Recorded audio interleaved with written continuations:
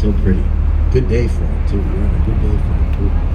Our next street we're crossing, LaSalle Street. Check this out. Did you know in 1930, according to the Burnham Plan of 1909, they needed to widen LaSalle Street to turn it into a boulevard? The problem they had over here was this red brick grocery warehouse building on the left was in the way. So what did they do? Kind of clever, a little sneaky. They just sacrificially chopped off the entire leftmost section of this building, leaving it imbalanced. Look carefully with me to the left and count, because there are 5 bays of windows to the left of the clock tower. But count them, 6 bays of windows to the right of the clock tower. You can hardly tell it's lopsided because they cleaned up the brick facade on the left to mirror the other side, kind of cover up the crime, but you know the truth. Now, swing to the, I'm looking at all the people on the Riverwalk. Swing to the right, see this short, squat little building. Number 55 on right here in the right hand corner. We call it the Danny DeVito building, stuck between 2 supermodels. This guy is a short-lived architectural style from the late 60s. You'll have seen this one on campuses, government buildings. Think of government centers, prisons, morally sturdy institutions. The name of the style, brutalism. Rough exposed aggregate concrete, deep handset art, dark windows, heavy materials. Looks like a fortress. And it is sort of hunkered and bunkered against the tumultuous time. Physics department Syracuse এরকম building ছিল বুঝলা Can you see our champagne bottle? I bet you can if you look straight ahead in the skyline where I'm pointing. You'll see a skinny green Art Deco building. সোনালী মাথাওয়ালা বিল্ডিংটা দেখতে পাচ্ছ gold foil. ওটা সত্যিকারের সোনা Carbon 24 carat সোনার foil The Pendry Hotel now, many people's favorite building. You walk right past it when you go down the street to go see the Bean, which I recommend. Okay, guys, especially now, the next 10 minutes, eyes up, cameras up to the right. Meanwhile, as promised, we're going to shift gears and we're going to talk about food. Makes me hungry. My opinion, Chicago seems to be most famous for deep dish pizza, Chicago-style hot dogs, and Italian beef sandwiches. Now, deep dish pizza, guys, everyone has their fave. They're all very good. My wife and I like Rue Malnati's. They got a good sausage, pepperoni, butter crust. There's one in the Wrigley building right where we get off the boat. The Chicago hot dog. Wherever you see a sign, guys, that says Vienna beef, that's the main brand.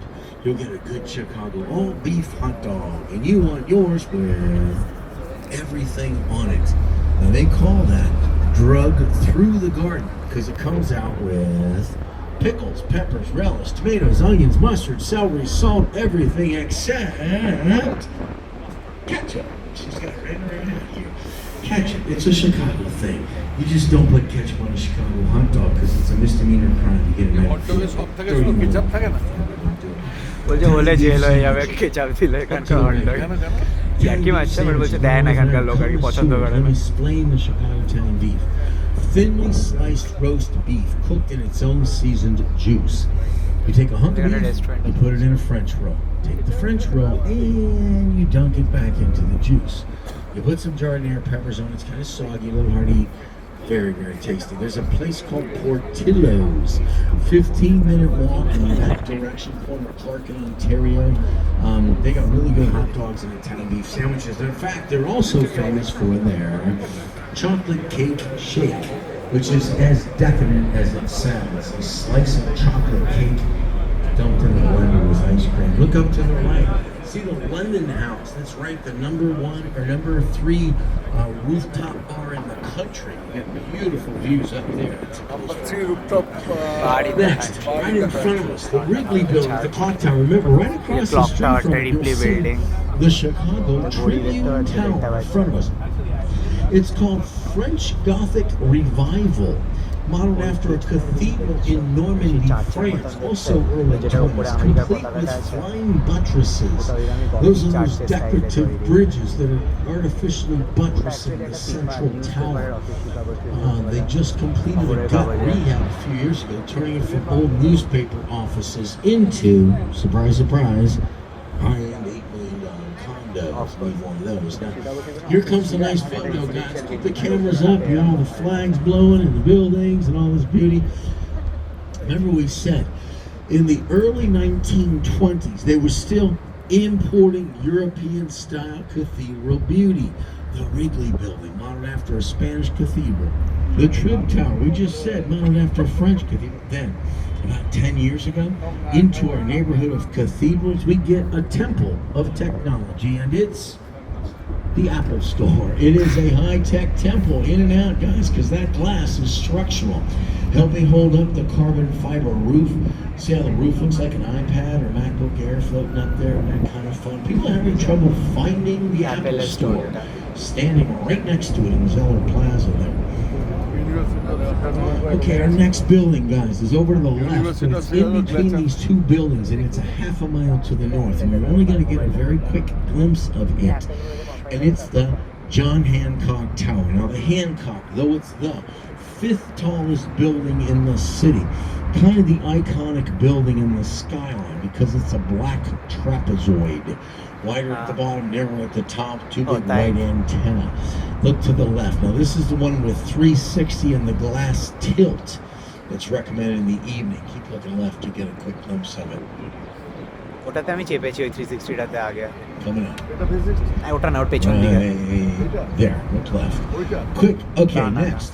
Guys, you don't want to miss this next one. This is one of Jim's favorites. Look over to the right.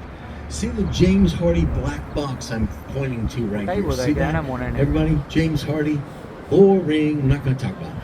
We're going to talk about the one in the second row behind it.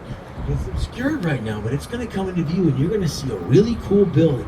It has these white, horizontal, curvy fins sticking out. It's not the hourglass building. We'll talk about that next. It's over here, second row behind James Hardy, coming into view right now. And it's called Aqua Tower, high-end residence and hotel. Each unit up there has its own unique balcony. Those are balconies, which together makes the building look like waves of cascading water. Isn't that cool? This one is designed by Chicago native star architect named Jeannie Gang. She is a Chicagoland native, a Harvard grad, so she is wicked smart, and she is a genius, literally a genius. She won a MacArthur Genius Grant. She's actually a card-carrying genius, and she's been busy. Look to the right. You see her latest masterpiece, this blue hourglass-shaped stair-stepped building. This is hers as well. It's called the St. Regis High-End Residence and Hotel. Cheapest hotel room, like $800 a night. They call it the Dr. Seuss building. It's swerving and dancing. This one, by the way, is the third tallest building in Chicago. Well, that's the tallest building in the whole world that's been designed by a woman-led architecture firm, Jeannie Gang, breaking the glass ceiling. Role model for many. Nerd alert. This is nerdy but cool. Some of you know this.